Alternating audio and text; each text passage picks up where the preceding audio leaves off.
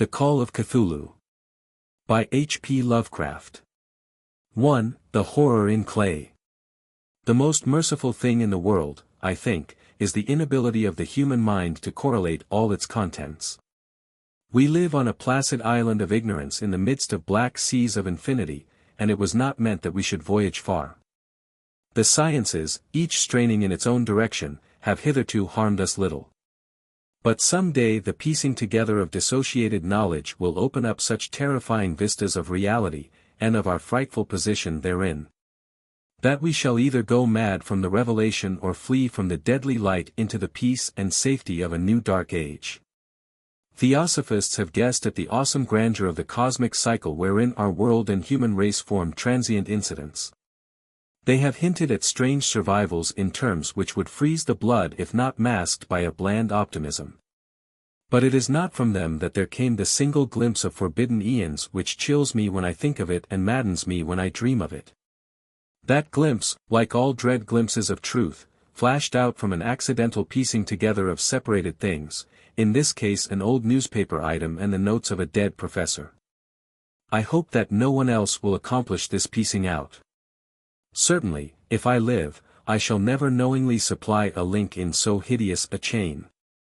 I think that the professor, too, intended to keep silent regarding the part he knew, and that he would have destroyed his notes had not sudden death seized him. My knowledge of the thing began in the winter of 1926-27 with the death of my granduncle, George Gammell Angell, Professor Emeritus of Semitic Languages in Brown University, Providence, Rhode Island. Professor Angell was widely known as an authority on ancient inscriptions, and had frequently been resorted to by the heads of prominent museums, so that his passing at the age of 92 may be recalled by many. Locally, interest was intensified by the obscurity of the cause of death. The professor had been stricken whilst returning from the Newport boat, falling suddenly, as witnesses said. After having been jostled by a nautical-looking Negro who had come from one of the queer dark courts on the precipitous hillside which formed a short cut from the waterfront to the deceased's home in William Street. Physicians were unable to find any visible disorder, but concluded after perplexed debate that some obscure lesion of the heart, induced by the brisk ascent of so steep a hill by so elderly a man, was responsible for the end. At the time I saw no reason to dissent from this dictum, but latterly I am inclined to wonder, and more than wonder. As my granduncle's heir and executor, for he died a childless widower, I was expected to go over his papers with some thoroughness, and for that purpose moved his entire set of files and boxes to my quarters in Boston. Much of the material which I correlated will be later published by the American Archaeological Society, but there was one box which I found exceedingly puzzling, and which I felt much averse from showing to other eyes.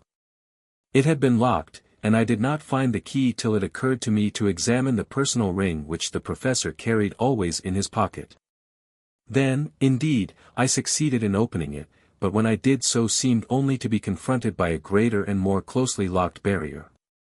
For what could be the meaning of the queer clay bas-relief and the disjointed jottings, ramblings, and cuttings which I found? Had my uncle, in his latter years, become credulous of the most superficial impostures?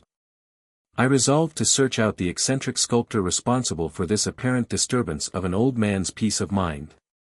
The bas-relief was a rough rectangle less than an inch thick and about 5 by 6 inches in area, obviously of modern origin.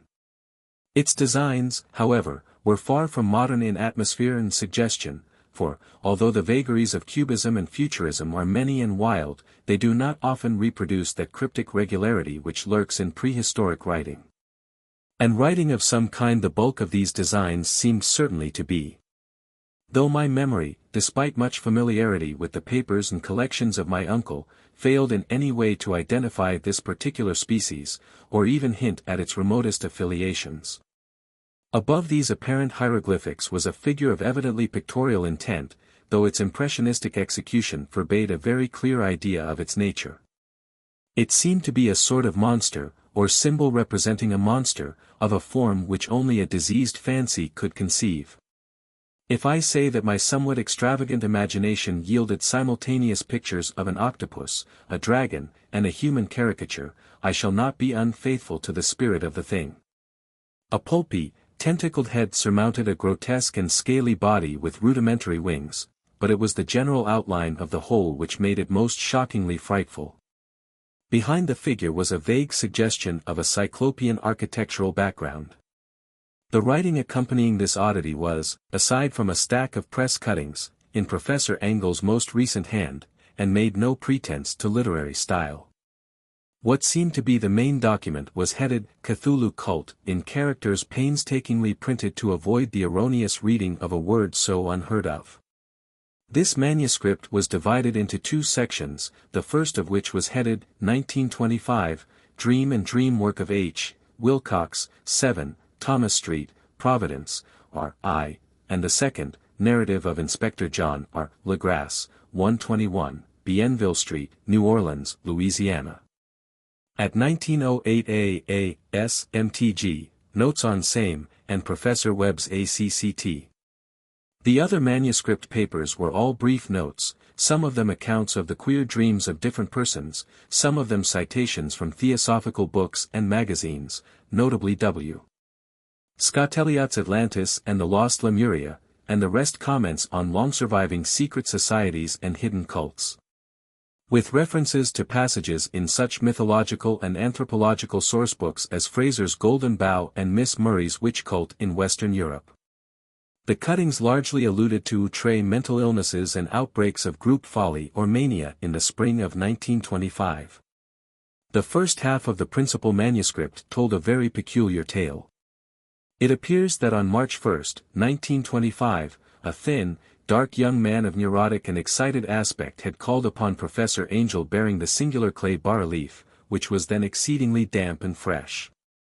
His card bore the name of Henry Anthony Wilcox, and my uncle had recognized him as the youngest son of an excellent family slightly known to him, who had latterly been studying sculpture at the Rhode Island School of Design and living alone at the Fleur-de-Lis building near that institution. Wilcox was a precocious youth of known genius but great eccentricity, and had from childhood excited attention through the strange stories and odd dreams he was in the habit of relating. He called himself psychically hypersensitive, but the staid folk of the ancient commercial city dismissed him as merely queer. Never mingling much with his kind, he had dropped gradually from social visibility, and was now known only to a small group of aesthetes from other towns. Even the Providence Art Club, anxious to preserve its conservatism, had found him quite hopeless. On the occasion of the visit, ran the professor's manuscript, the sculptor abruptly asked for the benefit of his host's archaeological knowledge in identifying the hieroglyphics on the bas-relief. He spoke in a dreamy, stilted manner which suggested pose and alienated sympathy, and my uncle showed some sharpness in replying, for the conspicuous freshness of the tablet implied kinship with anything but archaeology.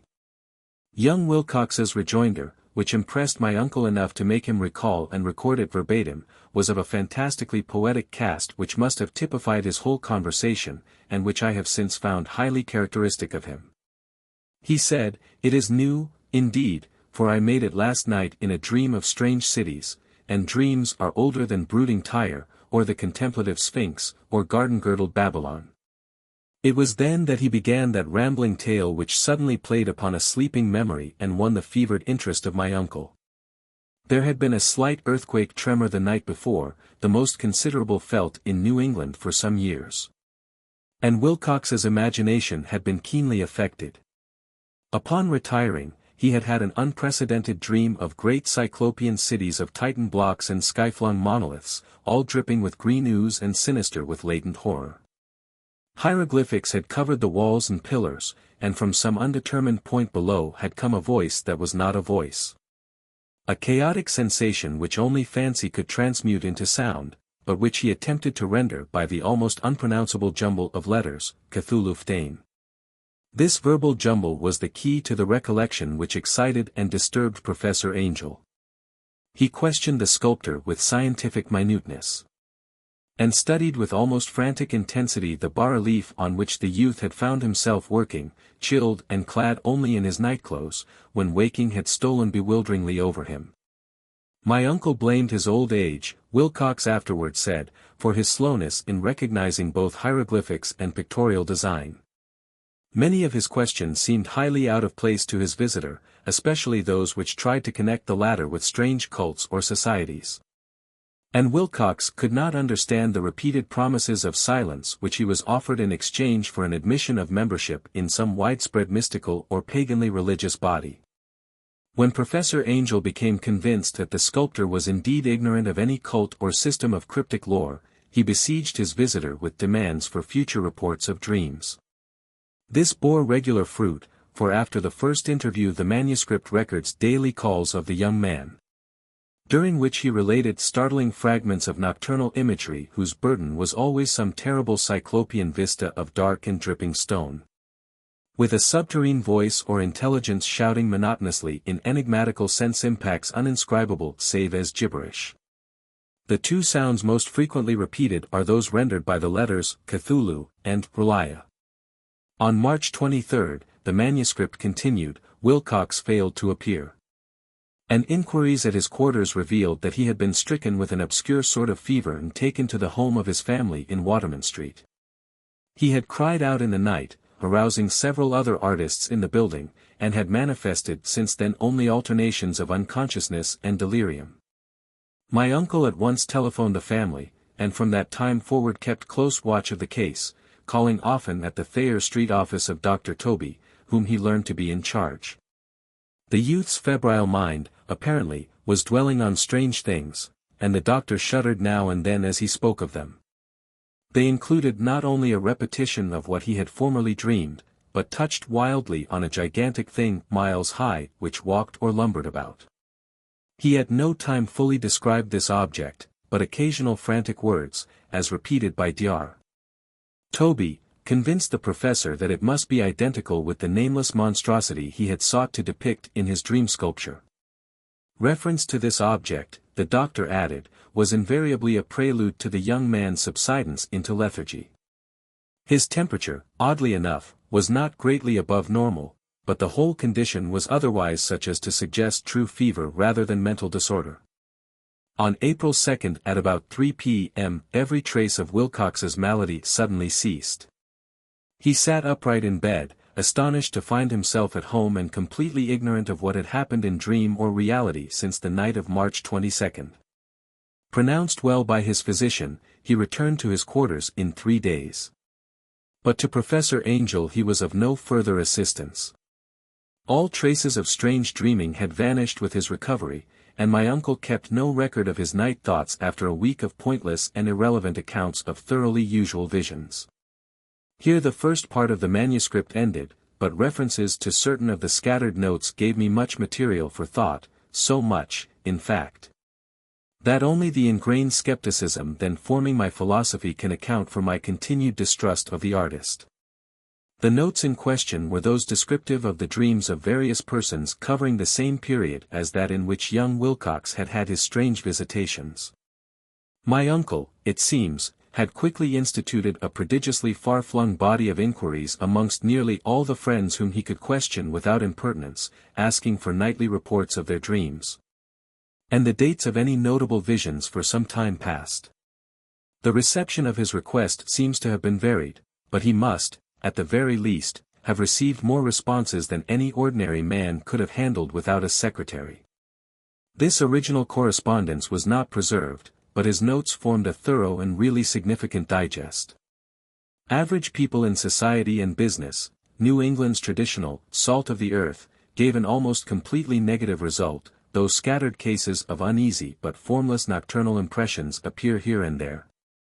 Always between March 23 and April 2, the period of young Wilcox's delirium, scientific men were little more affected, though 4 cases of vague description suggest fugitive glimpses of strange landscapes, and in one case there is mentioned a dread of something abnormal. It was from the artists and poets that the pertinent answers came, and I know that panic would have broken loose had they been able to compare notes. As it was, lacking their original letters, I half suspected the compiler of having asked leading questions, or of having edited the correspondence in corroboration of what he had latently resolved to see. That is why I continued to feel that Wilcox, somehow cognizant of the old data which my uncle had possessed, had been imposing on the veteran scientist. These responses from aesthetes told a disturbing tale. From February 28 to April 2 a large proportion of them had dreamed very bizarre things, the intensity of the dreams being immeasurably the stronger during the period of the sculptor's delirium. Over a fourth of those who reported anything, reported scenes and half-sounds not unlike those which Wilcox had described, and some of the dreamers confessed acute fear of the gigantic nameless thing visible toward the last. One case, which the note describes with emphasis, was very sad. The subject, a widely known architect with leanings toward theosophy and occultism, went violently insane on the date of young Wilcox's seizure, and expired several months later after incessant screamings to be saved from some escaped denizen of hell. Had my uncle referred to these cases by name instead of merely by number, I should have attempted some corroboration and personal investigation, but as it was, I succeeded in tracing down only a few. All of these, however, bore out the notes in full. I have often wondered if all the objects of the professor's questioning felt as puzzled as did this fraction. It is well that no explanation shall ever reach them. The press cuttings, as I have intimated, touched on cases of panic, mania, and eccentricity during the given period. Professor Angell must have employed a cutting bureau, for the number of extracts was tremendous, and the sources scattered throughout the globe. Here was a nocturnal suicide in London, where a lone sleeper had leaped from a window after a shocking cry. Here likewise a rambling letter to the editor of a paper in South America, where a fanatic deduces a dire future from visions he has seen. A dispatch from California describes a theosophist colony as donning white robes en masse for some glorious fulfillment, which never arrives, whilst items from India speak guardedly of serious native unrest toward the end of March. Voodoo orgies multiply in Haiti, and African outposts report ominous mutterings. American officers in the Philippines find certain tribes bothersome about this time, and New York policemen are mobbed by hysterical Levantines on the night of March 22 to 23. The west of Ireland, too, is full of wild rumor and legendary, and a fantastic painter named Arduabano hangs a blasphemous dream landscape in the Paris Spring Salon of 1926. And so numerous are the recorded troubles in insane asylums that only a miracle can have stopped the medical fraternity from noting strange parallelisms and drawing mystified conclusions. A weird bunch of cuttings, all told. And I can at this date scarcely envisage the callous rationalism with which I set them aside. But I was then convinced that young Wilcox had known of the older matters mentioned by the professor. 2. The tale of Inspector Legrasse. The older matters which had made the sculptor's dream and bas-relief so significant to my uncle formed the subject of the second half of his long manuscript. Once before, it appears, Professor Angell had seen the hellish outlines of the nameless monstrosity, puzzled over the unknown hieroglyphics, and heard the ominous syllables which can be rendered only as Cthulhu. And all this in so stirring and horrible a connection that it is small wonder he pursued young Wilcox with queries and demands for data.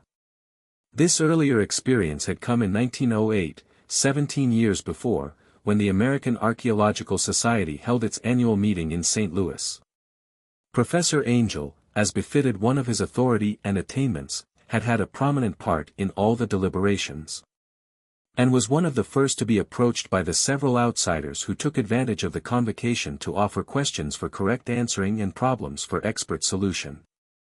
The chief of these outsiders, and in a short time the focus of interest for the entire meeting, was a commonplace-looking middle-aged man who had traveled all the way from New Orleans for certain special information unobtainable from any local source. His name was John Raymond Legrasse, and he was by profession an inspector of police. With him he bore the subject of his visit, a grotesque, repulsive, and apparently very ancient stone statuette whose origin he was at a loss to determine. It must not be fancied that Inspector Legrasse had the least interest in archaeology. On the contrary, his wish for enlightenment was prompted by purely professional considerations. The statuette, idol, fetish, or whatever it was, had been captured some months before in the wooded swamps south of New Orleans during a raid on a supposed voodoo meeting. And so singular and hideous were the rites connected with it, that the police could not but realize that they had stumbled on a dark cult totally unknown to them, and infinitely more diabolic than even the blackest of the African voodoo circles. Of its origin, apart from the erratic and unbelievable tales extorted from the captured members, absolutely nothing was to be discovered. Hence the anxiety of the police for any antiquarian lore which might help them to place the frightful symbol, and through it track down the cult to its fountainhead. Inspector Legrasse was scarcely prepared for the sensation which his offering created.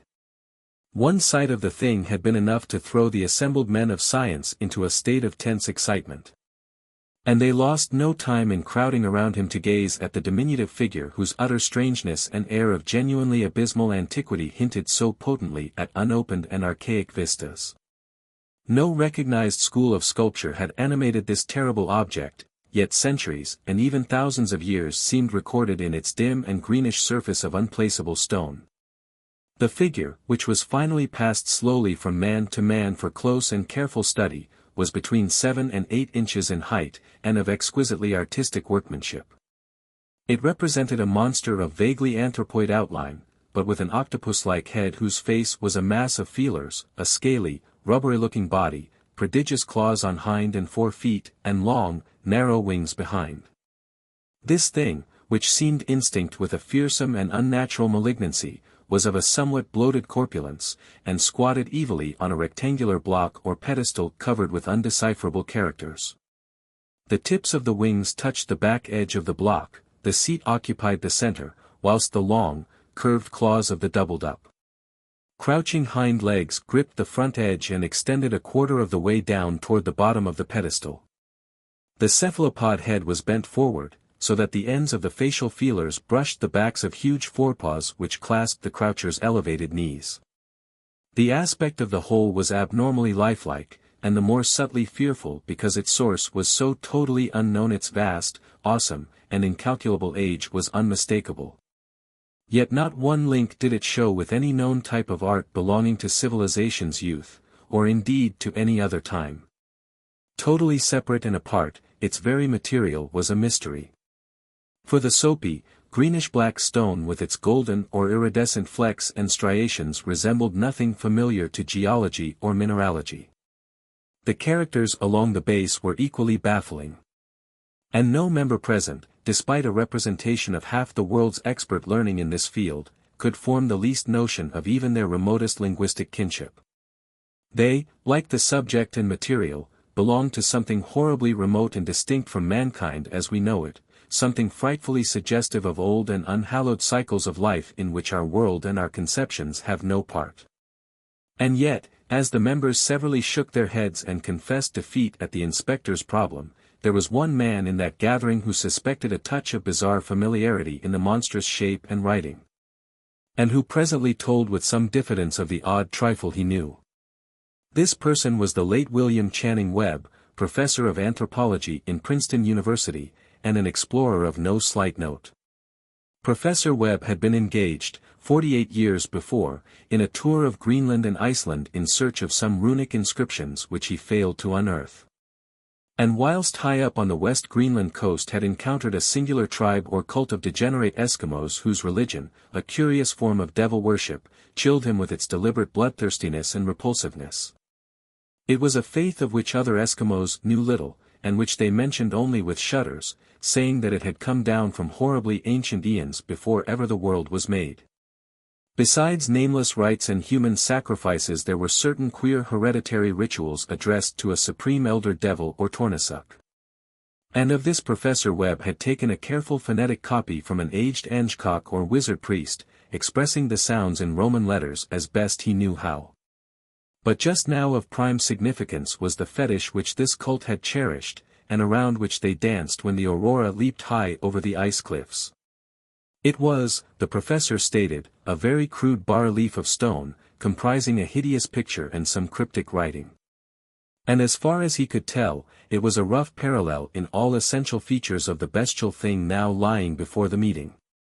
These data, received with suspense and astonishment by the assembled members, proved doubly exciting to Inspector Legrasse, and he began at once to ply his informant with questions. Having noted and copied an oral ritual among the swamp cult worshippers his men had arrested, he besought the professor to remember as best he might the syllables taken down amongst the Diabolist Eskimos. There then followed an exhaustive comparison of details, and a moment of really odd silence when both detective and scientist agreed on the virtual identity of the phrase common to two hellish rituals so many worlds of distance apart. What, in substance? Both the Eskimo wizards and the Louisiana swamp priests had chanted to their kindred idols was something very like this, the word divisions being guessed at from traditional breaks in the phrase as chanted aloud. Phnglui mglwnaf Cthulhu relio gonagolftain. Legras had 1 point in advance of Professor Webb, for several among his mongrel prisoners had repeated to him what older celebrants had told them the words meant. This text, as given, ran something like this. In his house at Relia dead Cthulhu waits dreaming.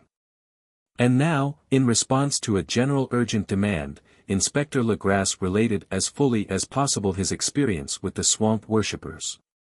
Telling a story to which I could see my uncle attached profound significance. It savored of the wildest dreams of mythmaker and theosophist, and disclosed an astonishing degree of cosmic imagination among such half-castes and pariahs as might be least expected to possess it. On November 1, 1907, there had come to New Orleans police a frantic summons from the swamp and lagoon country to the south. The squatters there, mostly primitive but good-natured descendants of Lafitte's men, were in the grip of stark terror from an unknown thing which had stolen upon them in the night. It was voodoo, apparently, but voodoo of a more terrible sort than they had ever known. And some of their women and children had disappeared since the malevolent tom-tom had begun its incessant beating far within the black haunted woods where no dweller ventured. There were insane shouts and harrowing screams, soul-chilling chants and dancing devil flames, and, the frightened messenger added, the people could stand it no more. So a body of 20 police, filling 2 carriages and an automobile, had set out in the late afternoon with the shivering squatter as a guide. At the end of the passable road they alighted, and for miles splashed on in silence through the terrible cypress woods where day never came. Ugly roots and malignant hanging nooses of Spanish moss beset them. And now and then a pile of dank stones or fragments of a rotting wall intensified by its hint of morbid habitation, a depression which every malformed tree and every fungus islet combined to create. At length the squatter settlement, a miserable huddle of huts, hove in sight, and hysterical dwellers ran out to cluster around the group of bobbing lanterns. The muffled beat of tom-toms was now faintly audible far, far ahead. And a curdling shriek came at infrequent intervals when the wind shifted. A reddish glare, too, seemed to filter through the pale undergrowth beyond endless avenues of forest night. Reluctant even to be left alone again, each one of the cowed squatters refused point-blank to advance another inch toward the scene of unholy worship. So Inspector Legras and his 19 colleagues plunged on unguided into black arcades of horror that none of them had ever trod before. The region now entered by the police was one of traditionally evil repute, substantially unknown and untraversed by white men. There were legends of a hidden lake unglimpsed by mortal sight, in which dwelt a huge, formless white polypus thing with luminous eyes, and squatters whispered that bat-winged devils flew up out of caverns in inner earth to worship it at midnight. They said it had been there before d'Iberville, before La Salle, before the Indians, and before even the wholesome beasts and birds of the woods. It was nightmare itself, and to see it was to die. But it made men dream, and so they knew enough to keep away. The present voodoo orgy was, indeed, on the merest fringe of this abhorred area, but that location was bad enough. Hence perhaps the very place of the worship had terrified the squatters more than the shocking sounds and incidents. Only poetry or madness could do justice to the noises heard by Legras' men as they ploughed on through the black morass toward the red glare and the muffled tom-toms.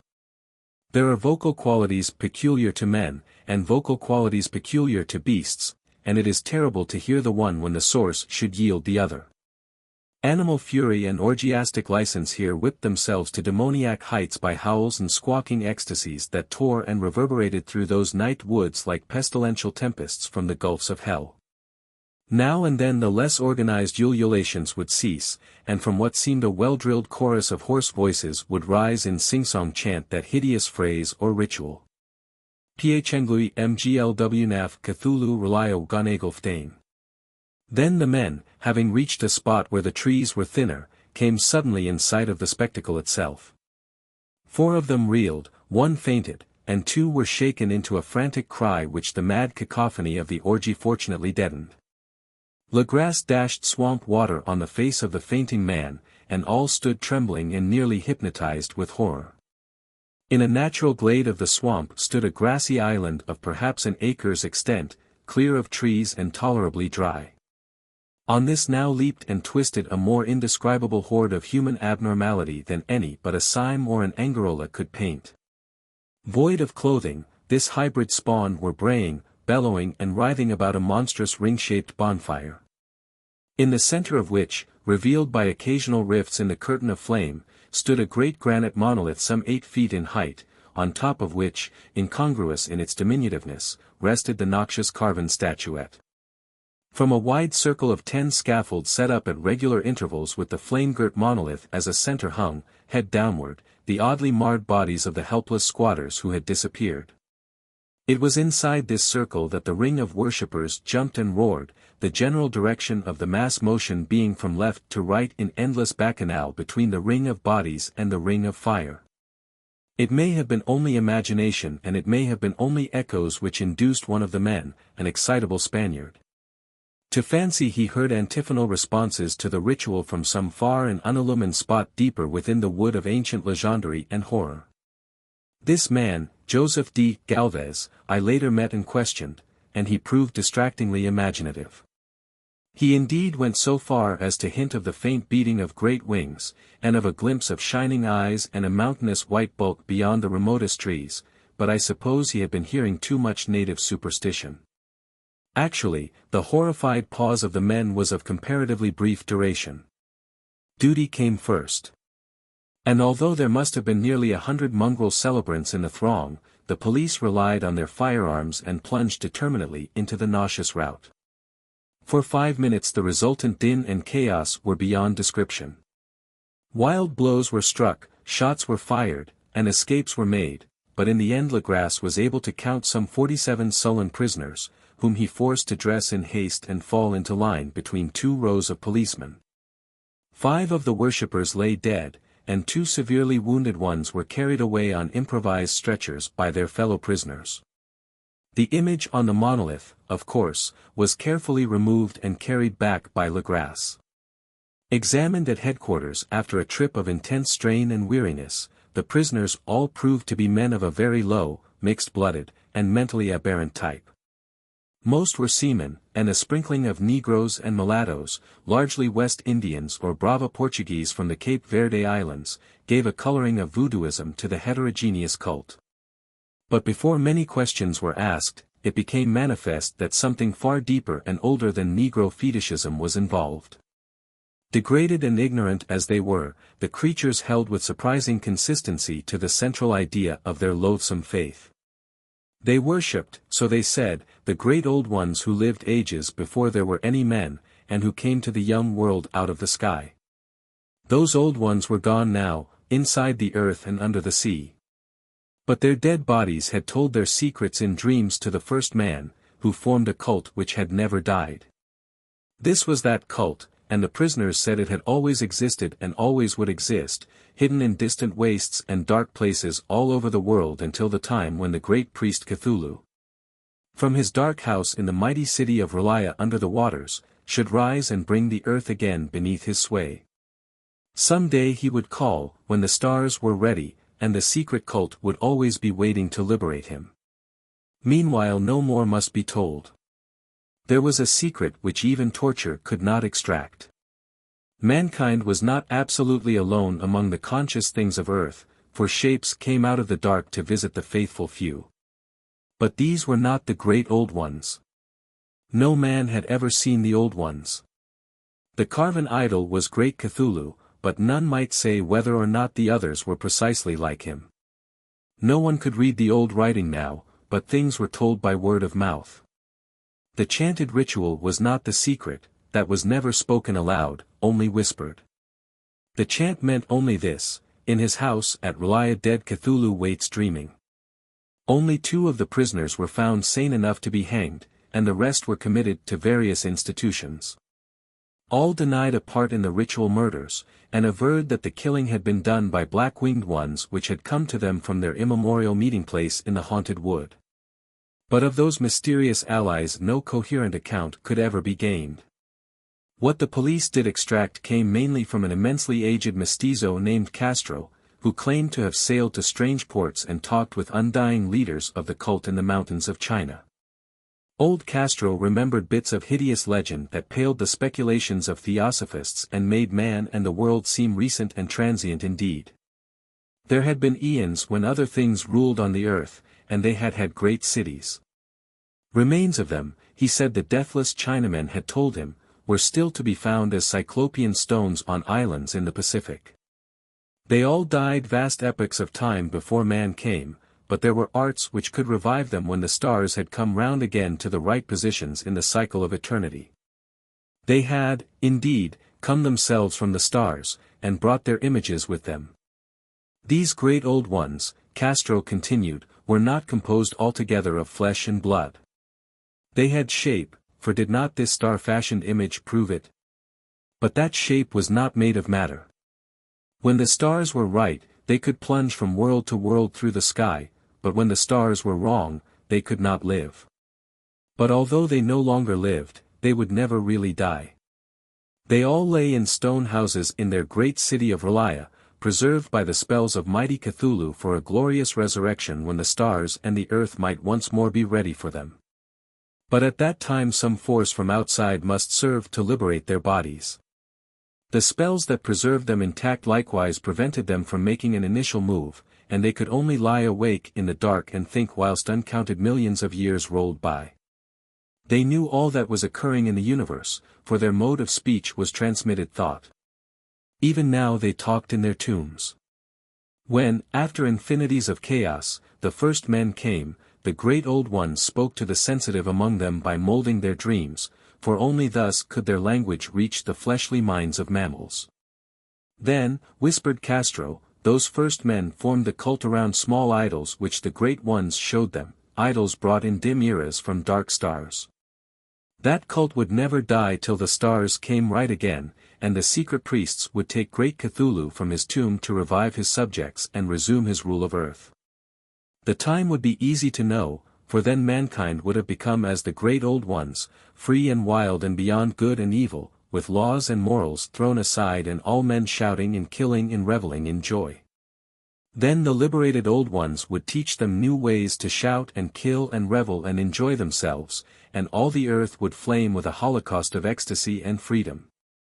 Meanwhile the cult, by appropriate rites, must keep alive the memory of those ancient ways and shadow forth the prophecy of their return. In the elder time chosen men had talked with the entombed old ones in dreams, but then something had happened. The great stone city Relaya, with its monoliths and sepulchres, had sunk beneath the waves, and the deep waters, full of the one primal mystery through which not even thought can pass, had cut off the spectral intercourse. But memory never died, and high priests said that the city would rise again when the stars were right. Then came out of the earth the black spirits of earth, moldy and shadowy, and full of dim rumors picked up in caverns beneath forgotten sea bottoms. But of them old Castro dared not speak much. He cut himself off hurriedly, and no amount of persuasion or subtlety could elicit more in this direction. The size of the old ones, too, he curiously declined to mention. Of the cult, he said that he thought the center lay amid the pathless deserts of Arabia, where Iram, the city of pillars, dreams hidden and untouched. It was not allied to the European witch cult, and was virtually unknown beyond its members. No book had ever really hinted of it, though the deathless Chinamen said that there were double meanings in the Necronomicon of the mad Arab Abdul al-Hazard which the initiated might read as they chose. Especially the much-discussed couplet. That is not dead which can eternal lie. And with strange eons even death may die. Legras, deeply impressed and not a little bewildered, had inquired in vain concerning the historic affiliations of the cult. Castro, apparently, had told the truth when he said that it was wholly secret. The authorities at Tulane University could shed no light upon either cult or image, and now the detective had come to the highest authorities in the country and met with no more than the Greenland tale of Professor Webb. The feverish interest aroused at the meeting by Legras's tale, corroborated as it was by the statuette, is echoed in the subsequent correspondence of those who attended, although scant mention occurs in the formal publication of the Society. Caution is the first care of those accustomed to face occasional charlatanry and imposture. Legras for some time lent the image to Professor Webb, but at the latter's death it was returned to him and remains in his possession, where I viewed it not long ago.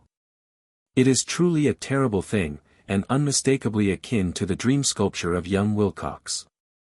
That my uncle was excited by the tale of the sculptor I did not wonder, for what thoughts must arise upon hearing, after a knowledge of what Legras had learned of the cult.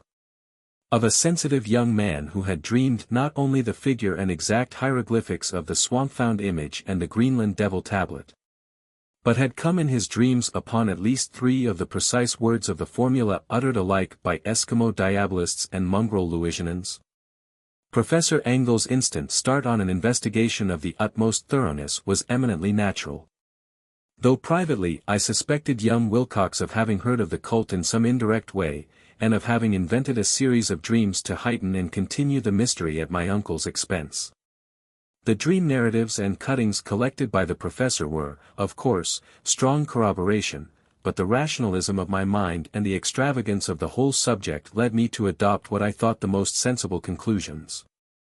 So, after thoroughly studying the manuscript again and correlating the theosophical and anthropological notes with the cult narrative of Legras, I made a trip to Providence to see the sculptor and give him the rebuke I thought proper for so boldly imposing upon a learned and aged man. Wilcox still lived alone in the Fleur-de-Lis building in Thomas Street, a hideous Victorian imitation of 17th-century Breton architecture which flaunts its stuccoed front amidst the lovely colonial houses on the ancient hill, and under the very shadow of the finest Georgian steeple in America. I found him at work in his rooms, and at once conceded from the specimens scattered about that his genius is indeed profound and authentic. He will, I believe, be heard from sometime as one of the great decadents. For he has crystallized in clay and will one day mirror in marble those nightmares and fantasies which Arthur Machen evokes in prose, and Clark Ashton Smith makes visible in verse and in painting. Dark, frail, and somewhat unkempt in aspect, he turned languidly at my knock and asked me my business without rising. When I told him who I was, he displayed some interest. For my uncle had excited his curiosity in probing his strange dreams, yet had never explained the reason for the study. I did not enlarge his knowledge in this regard, but sought with some subtlety to draw him out. In a short time I became convinced of his absolute sincerity, for he spoke of the dreams in a manner none could mistake. They and their subconscious residuum had influenced his art profoundly, and he showed me a morbid statue whose contours almost made me shake with the potency of its black suggestion.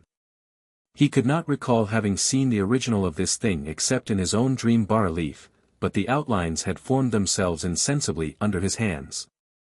It was, no doubt, the giant shape he had raved of in delirium. That he really knew nothing of the hidden cult, save from what my uncle's relentless catechism had let fall, he soon made clear, and again I strove to think of some way in which he could possibly have received the weird impressions. He talked of his dreams in a strangely poetic fashion, making me see with terrible vividness the damp cyclopean city of slimy green stone, whose geometry, he oddly said, was all wrong, and hear with frightened expectancy the ceaseless, half-mental calling from underground, Cthulhu Ftain. Cthulhu Ftain. These words had formed part of that dread ritual which told of dead Cthulhu's dream vigil in his stone vault at R'lyeh, and I felt deeply moved despite my rational beliefs. Wilcox, I was sure, had heard of the cult in some casual way, and had soon forgotten it amidst the mass of his equally weird reading and imagining. Later, by virtue of its sheer impressiveness, it had found subconscious expression in dreams, in the bas-relief, and in the terrible statue I now beheld, so that his imposture upon my uncle had been a very innocent one. The youth was of a type, at once slightly affected and slightly ill-mannered, which I could never like, but I was willing enough now to admit both his genius and his honesty. I took leave of him amicably, and wish him all the success his talent promises.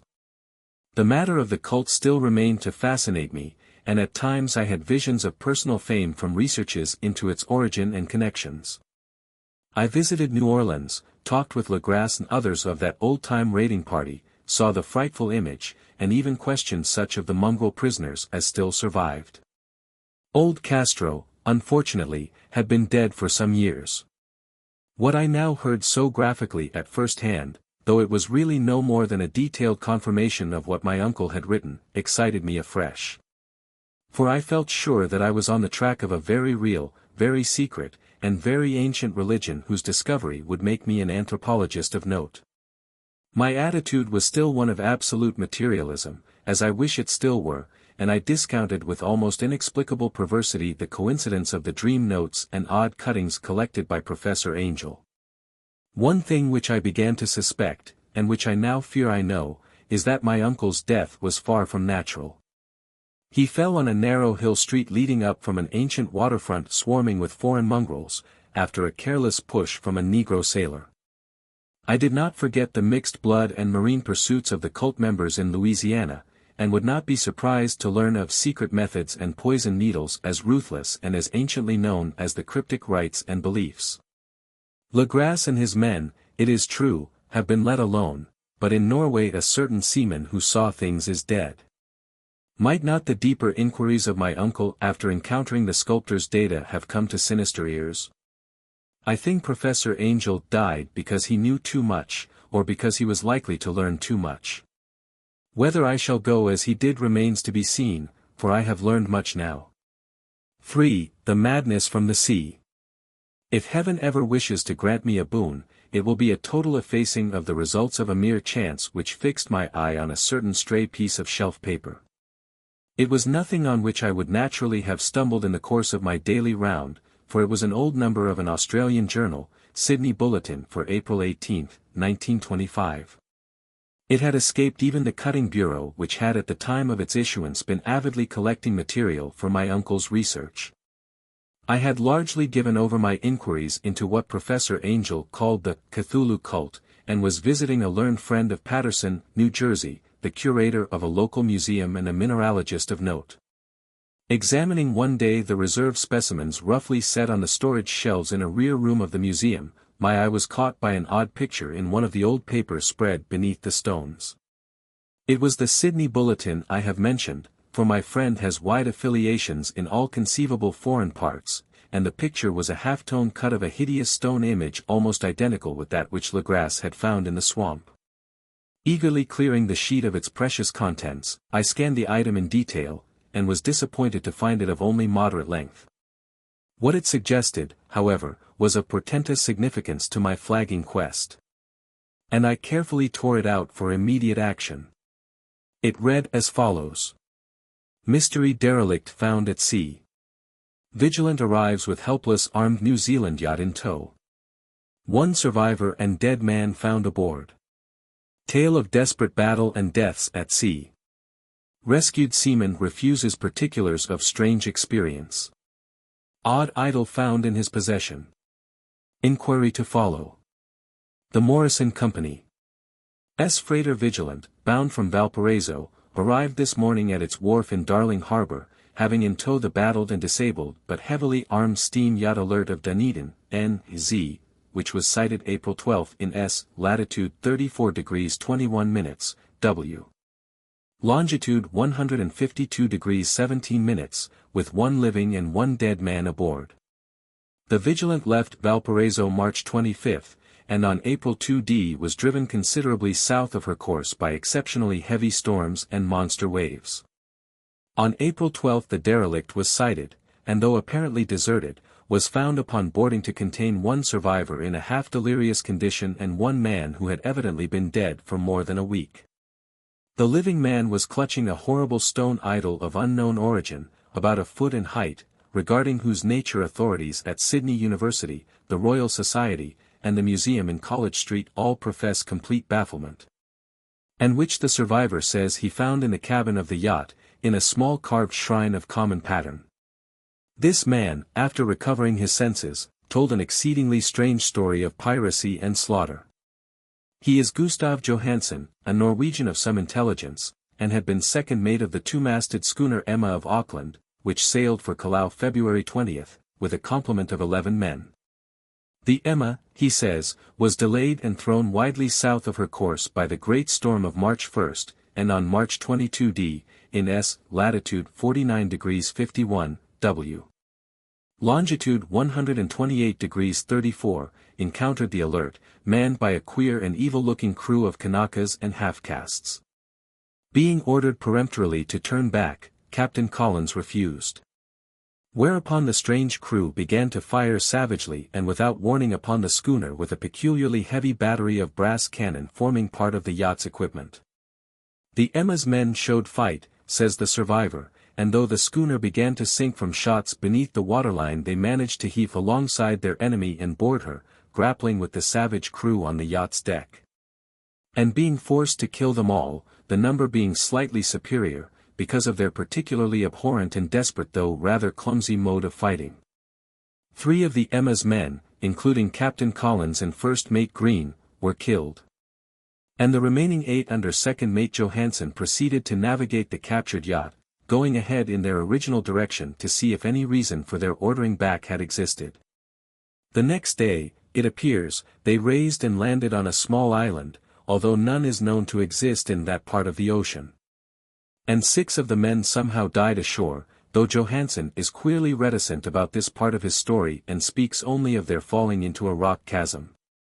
Later, it seems, he and one companion boarded the yacht and tried to manage her, but were beaten about by the storm of April 2nd.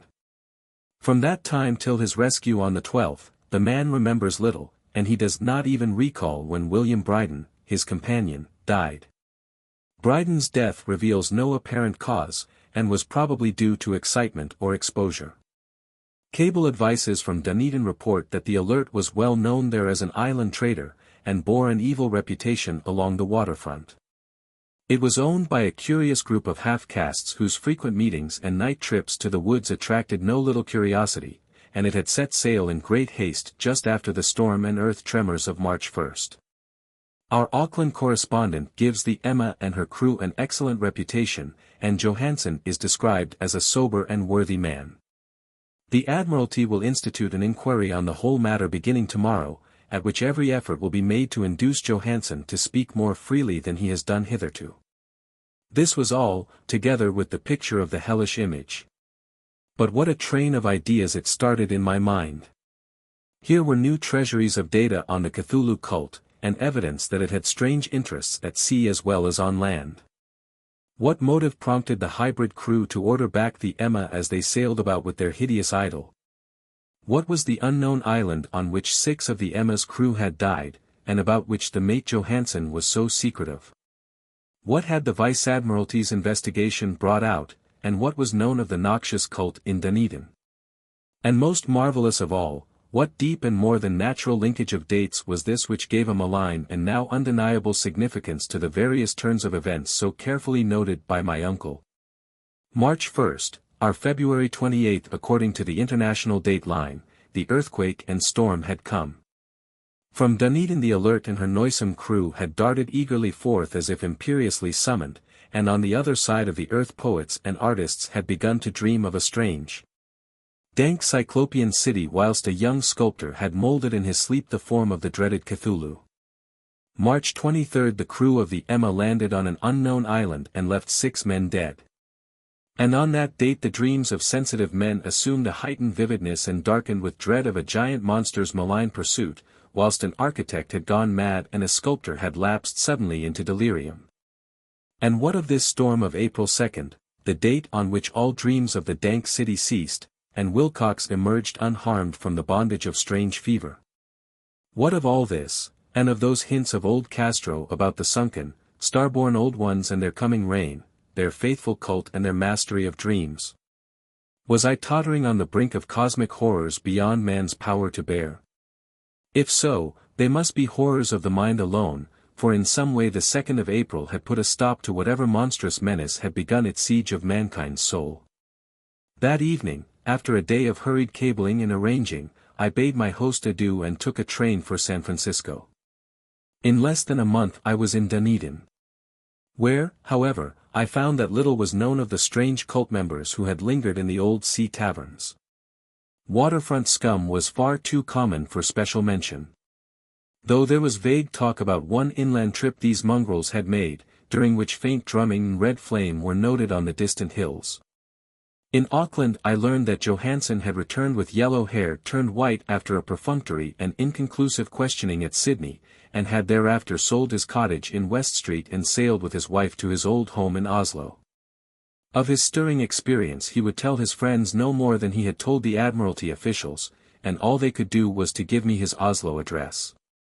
After that I went to Sydney and talked profitlessly with seamen and members of the Vice-Admiralty Court. I saw the Alert, now sold and in commercial use, at Circular Quay in Sydney Cove, but gained nothing from its noncommittal bulk. The crouching image with its cuttlefish head, dragon body, scaly wings, and hieroglyphed pedestal, was preserved in the museum at Hyde Park. And I studied it long and well, finding it a thing of balefully exquisite workmanship, and with the same utter mystery, terrible antiquity, and unearthly strangeness of material which I had noted in Legrass's smaller specimen. Geologists, the curator told me, had found it a monstrous puzzle, for they vowed that the world held no rock like it. Then I thought with a shudder of what old Castro had told Legrasse about the primal great ones.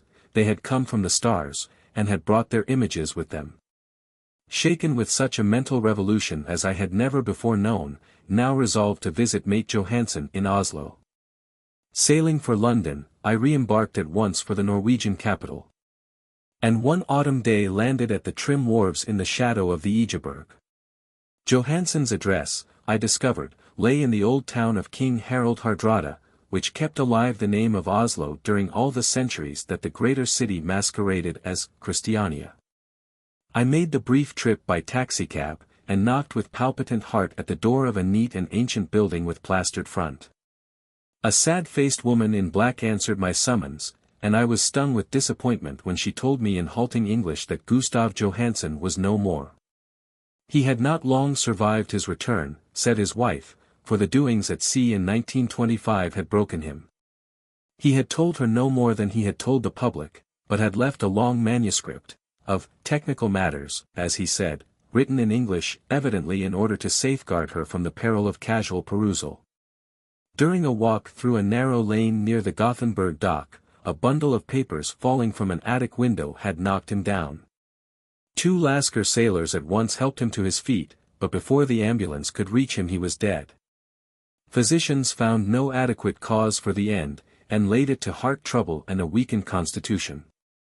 I now felt gnawing at my vitals that dark terror which will never leave me till I, too, am at rest, accidentally, or otherwise.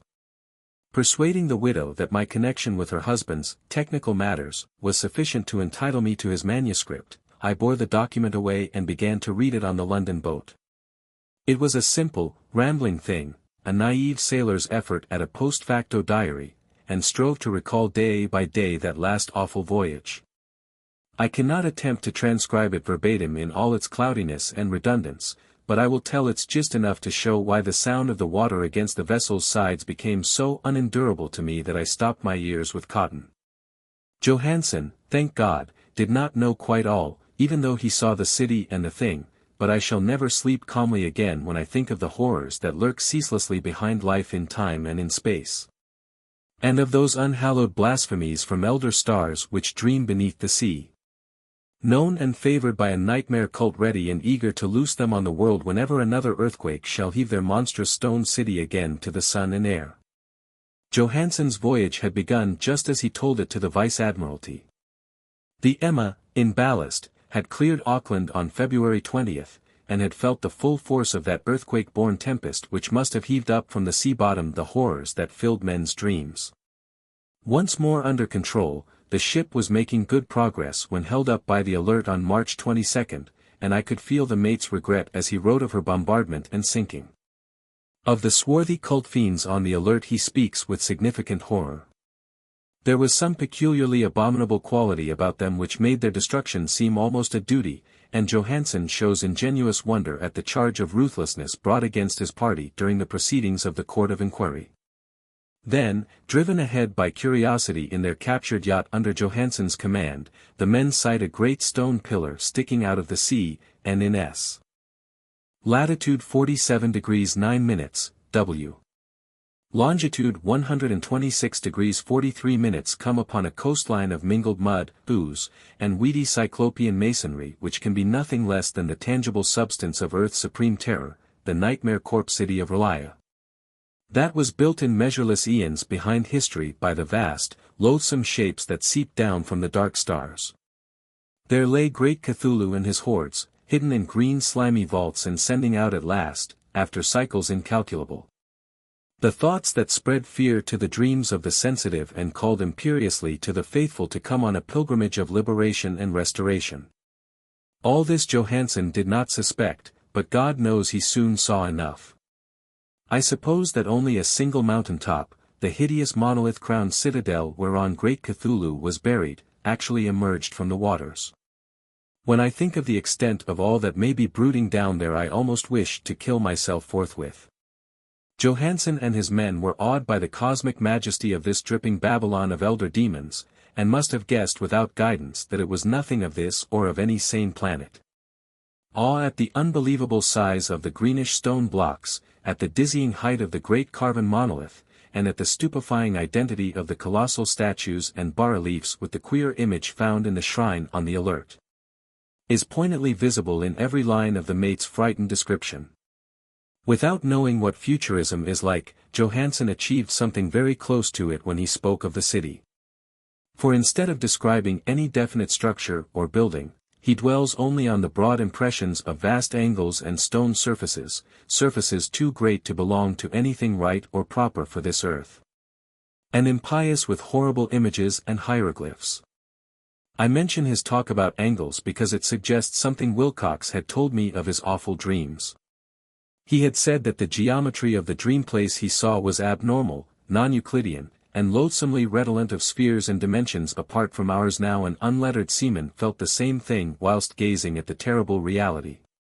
Johansen and his men landed at a sloping mud bank on this monstrous acropolis, and clambered slipperily up over Titan oozy blocks which could have been no mortal staircase. The very sun of heaven seemed distorted when viewed through the polarizing miasma welling out from this sea-soaked perversion. And twisted menace and suspense lurked leeringly in those crazily elusive angles of carven rock where a second glance showed concavity after the first showed convexity. Something very like fright had come over all the explorers before anything more definite than rock and ooze and weed was seen. Each would have fled had he not feared the scorn of the others, and it was only half-heartedly that they searched, vainly, as it proved, for some portable souvenir to bear away. It was Rodriguez the Portuguese who climbed up the foot of the monolith and shouted of what he had found. The rest followed him, and looked curiously at the immense carved door with the now familiar squid dragon bas-relief. It was, Johansen said, like a great barn door. And they all felt that it was a door because of the ornate lintel, threshold, and jambs around it, though they could not decide whether it lay flat like a trapdoor or slantwise like an outside cellar door. As Wilcox would have said, the geometry of the place was all wrong. One could not be sure that the sea and the ground were horizontal, hence the relative position of everything else seemed phantasmally variable. Bryden pushed at the stone in several places without result. Then Donovan felt over it delicately around the edge, pressing each point separately as he went. He climbed interminably along the grotesque stone molding, that is, one would call it climbing if the thing was not after all horizontal, and the men wondered how any door in the universe could be so vast. Then, very softly and slowly, the acre-great panel began to give inward at the top, and they saw that it was balanced. Donovan slid or somehow propelled himself down or along the jamb and rejoined his fellows, and everyone watched the queer recession of the monstrously carven portal. In this fantasy of prismatic distortion it moved anomalously in a diagonal way, so that all the rules of matter and perspective seemed upset.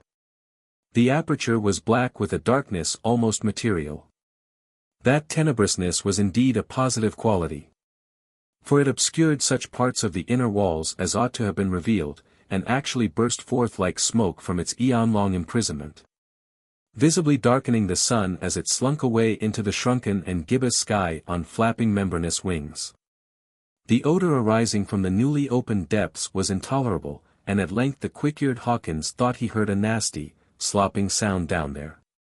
Everyone listened, and everyone was listening still when it lumbered slobberingly into sight and gropingly squeezed its gelatinous green immensity through the black doorway into the tainted outside air of that poisoned city of madness. Poor Johansen's handwriting almost gave out when he wrote of this. Of the 6 men who never reached the ship, he thinks 2 perished of pure fright in that accursed instant.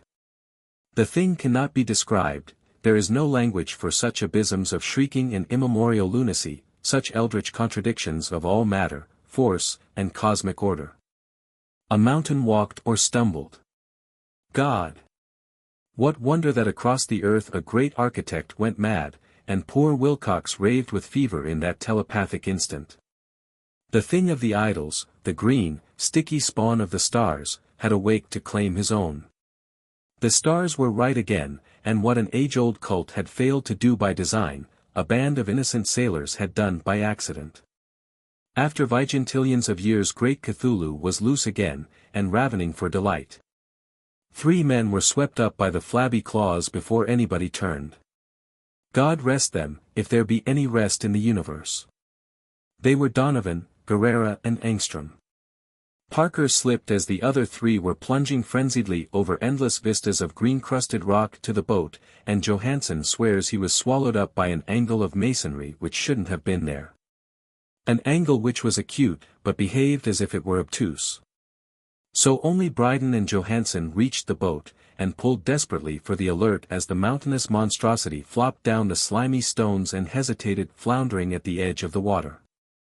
Steam had not been suffered to go down entirely, despite the departure of all hands for the shore, and it was the work of only a few moments of feverish rushing up and down between wheels and engines to get the Alert under way.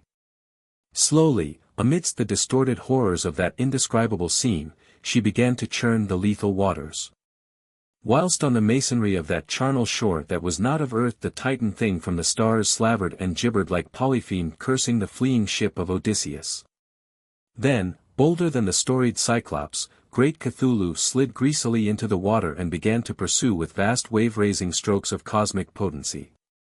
Bryden looked back and went mad, laughing shrilly as he kept on laughing at intervals till death found him one night in the cabin whilst Johansen was wandering deliriously. But Johansen had not given out yet. Knowing that the thing could surely overtake the Alert until steam was fully up, he resolved on a desperate chance, and, setting the engine for full speed, ran lightning-like on deck and reversed the wheel. There was a mighty eddying and foaming in the noisome brine, and as the steam mounted higher and higher the brave Norwegian drove his vessel head-on against the pursuing jelly which rose above the unclean froth like the stern of a demon galleon. The awful squid head with writhing feelers came nearly up to the bowsprit of the sturdy yacht, but Johansen drove on relentlessly. There was a bursting as of an exploding bladder, a slushy nastiness as of a cloven sunfish, a stench as of 1,000 open graves, and a sound that the chronicler would not put on paper. For an instant the ship was befouled by an acrid and blinding green cloud, and then there was only a venomous seething astern, where, God in heaven! The scattered plasticity of that nameless sky spawn was nebulously recombining in its hateful original form, whilst its distance widened every second as the Alert gained impetus from its mounting steam. That was all. After that Johansen only brooded over the idol in the cabin and attended to a few matters of food for himself and the laughing maniac by his side. He did not try to navigate after the first bold flight, for the reaction had taken something out of his soul. Then came the storm of April 2nd, and a gathering of the clouds about his consciousness. There is a sense of spectral whirling through liquid gulfs of infinity, of dizzying rides through reeling universes on a comet's tail, and of hysterical plunges from the pit to the moon and from the moon back again to the pit. All livened by a cachinnating chorus of the distorted, hilarious elder gods and the green, bat-winged mocking imps of Tartarus. Out of that dream came rescue, the Vigilant, the Vice-Admiralty Court, the streets of Dunedin, and the long voyage back home to the old house by the Egeberg. He could not tell, they would think him mad. He would write of what he knew before death came, but his wife must not guess. Death would be a boon if only it could blot out the memories. That was the document I read, and now I have placed it in the tin box beside the bas-relief and the papers of Professor Angell. With it shall go this record of mine, this test of my own sanity, wherein is pieced together that which I hope may never be pieced together again. I have looked upon all that the universe has to hold of horror, and even the skies of spring and the flowers of summer must ever afterward be poison to me. But I do not think my life will be long. As my uncle went, as poor Johansen went, so I shall go. I know too much, and the cult still lives. Cthulhu still lives, too, I suppose, again in that chasm of stone which has shielded him since the sun was young. His accursed city is sunken once more, for the Vigilant sailed over the spot after the April storm, but his ministers on earth still bellow and prance and slay around idol-capped monoliths in lonely places. He must have been trapped by the sinking whilst within his black abyss, or else the world would by now be screaming with fright and frenzy. Who knows the end? What has risen may sink, and what has sunk may rise. Loathsomeness waits and dreams in the deep, and decay spreads over the tottering cities of men. A time will come, but I must not and cannot think. Let me pray that, if I do not survive this manuscript, my executors may put caution before audacity and see that it meets no other eye. Found among the papers of the late Francis Wayland Thurston, of Boston.